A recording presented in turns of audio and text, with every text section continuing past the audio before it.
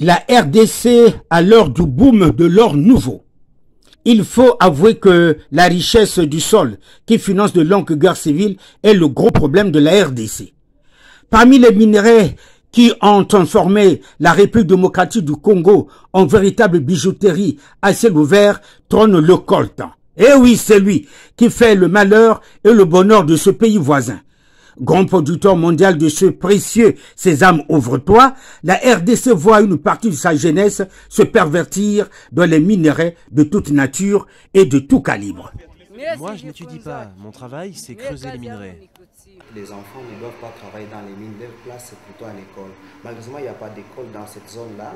Et s'il y en a, c'est des écoles qui sont dans un état avancé de développement. Et donc, la solution, c'est la construction des écoles, le paiement des enseignants pour que les enfants quittent les mines pour aller plutôt à l'école.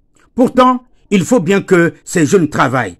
Qu'ils travaillent pour que nous puissions téléphoner et naviguer. Et s'ils arrêtaient de travailler, c'est toute la communauté internationale qui arrêterait de communiquer. Alors évaluons les pertes quand à soulever la grogne de puissantes multinationales à la gâchette financière facile. Allez poser la question à Samsung, Nokia, CNN, Alcatel.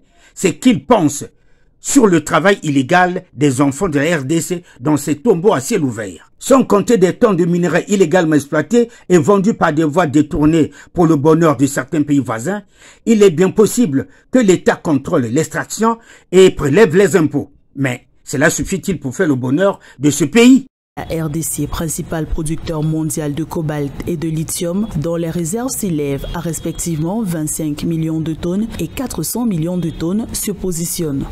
La République démocratique du Congo dispose d'un cadre juridique basé sur les principes libéraux permettant à tout opérateur d'exploiter et de vendre librement les produits de son exploitation à des prix librement consentis sous réserve d'exécuter les obligations découlant des lois et règlements de la République. Les conflits armés trouvent ici une formidable source de financement.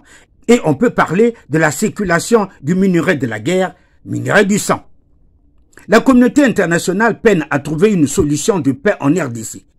Comment il pourrait en être autrement quand on sait que le nerf de la paix, tout comme de la guerre, se trouve enfoui au fond du sous-sol de la RDC? Conflit armé sur conflit armé, on a l'impression que Dieu a béni véritablement la RDC, mais lui n'a pas de la chance de vivre de ce bonheur.